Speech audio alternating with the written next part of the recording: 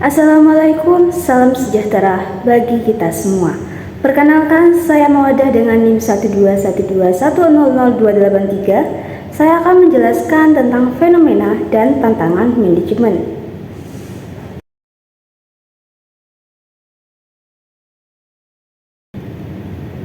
Fenomena dan tantangan manajemen ini dibagi menjadi 3 bagian.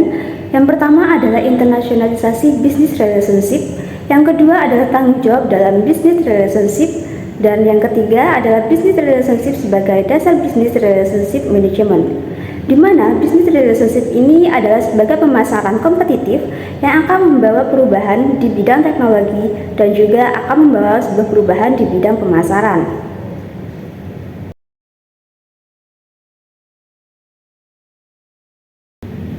Jadi setiap perusahaan pasti memiliki goals atau tujuan.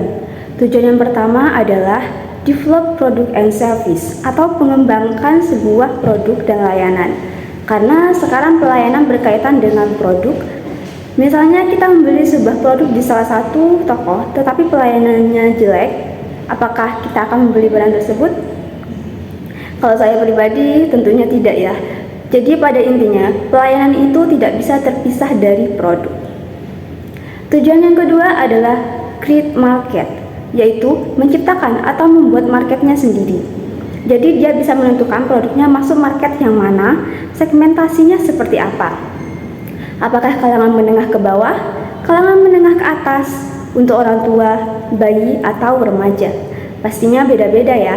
Seperti popok bayi yang tidak untuk bayi saja, tapi juga bisa digunakan untuk para orang tua.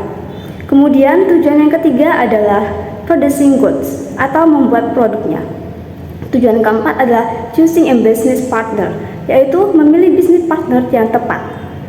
Kalau kita salah dalam memilih bisnis partner, tidak akan berjalan mulus dengan visi misi kita.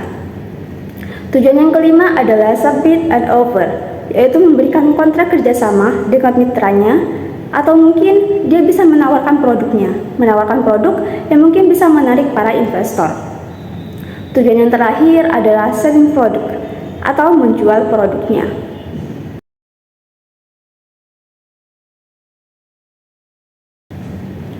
Apakah strategi ini akan berjalan dengan mulus? Pastinya tidak, karena perencanaan itu tidak akan sesuai dengan harapan perusahaan. Pasti ada yang namanya ancaman. Ketika ada ancaman ini, perusahaan harus berkompetisi dengan pesaing. Entah itu pemain baru atau pemain lama, mereka harus berkompetisi. Ketika ancaman itu datang dari luar, bahkan dari dalam, apakah bisa menjadi peluang? Tentunya bisa ya, karena tergantung mindset kita bagaimana sikap kita dalam menghadapinya, dengan sikap positif atau sikap negatif.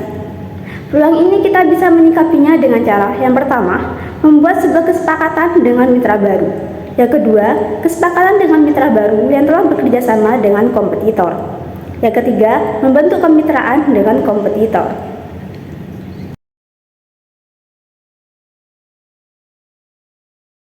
Pemasaran ini untuk mempromosikan manfaat kepada pelanggan dan sebagai senjata bagi perusahaan agar survive, di mana dua hal ini harus memiliki perencanaan yang baik, koordinasi yang tepat, dan pengendalian yang terarahkan.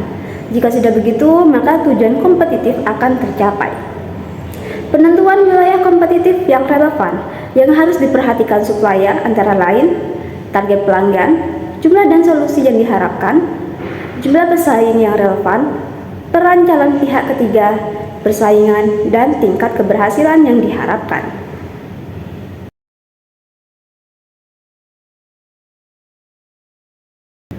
Sebagaimana yang sudah saya jelaskan di awal, bahwa business relationship sebagai pemasaran kompetitif ini adalah sebagai perubahan di bidang teknologi dan juga perubahan di bidang pemasaran. Perubahan teknologi ini meliputi perubahan pada B2B atau business to business, yaitu mengalami perubahan besar dalam aktivitas penjualan dan aktivitas pengadaan yang terkait dengan sistem teknologi. Dalam hal ini, pembeli memiliki kebebasan memilih sebelum melakukan investasi atau berkomitmen untuk membeli. Barulah setelah membuat keputusan itu akan memiliki ikatan terhadap teknologi atau supplier. Keputusan tentang investasi teknologi menyebabkan pelanggan membuat komitmen jangka panjang yang menentukan keputusan di masa depan.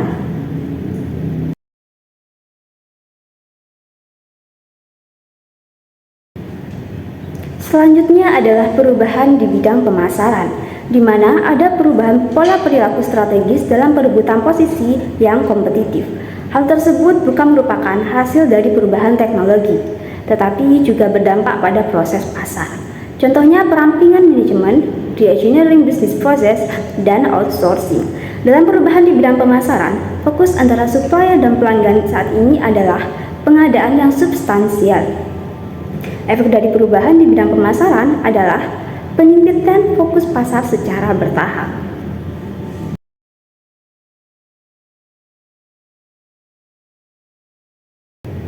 Business relationship adalah konsekuensi dari transaksi pasar antara pemasok dan pelanggan yang tidak acak. Tidak acak dikarenakan adanya keterkaitan sistematis antara pelanggan dan pemasok. Lalu terdapat dua jenis transaksi. Yang pertama ada transaksi diskrit atau sederhana, yang kedua ada transaksi relasional atau kompleks. Dan terdapat dua komitmen yang mendasari terjadinya hubungan bisnis, yaitu komitmen sepihak dan komitmen timbal balik, serta adanya perbedaan objek referensi.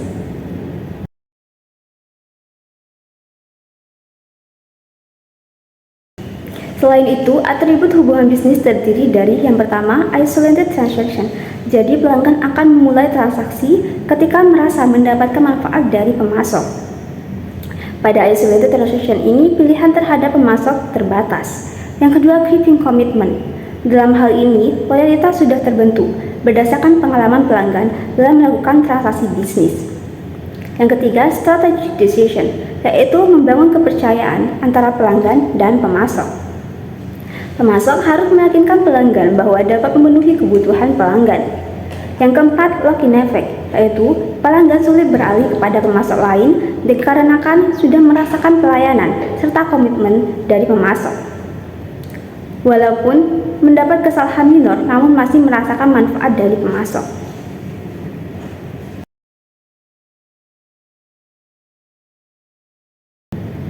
Baiklah, sekian penjelasan yang dapat saya sampaikan. Semoga mudah dimengerti, sehingga bisa menjadi pengetahuan yang baru bagi kita semua. Terima kasih telah menonton. Saya Mawaddah pamit undur diri. Wassalamualaikum warahmatullahi wabarakatuh.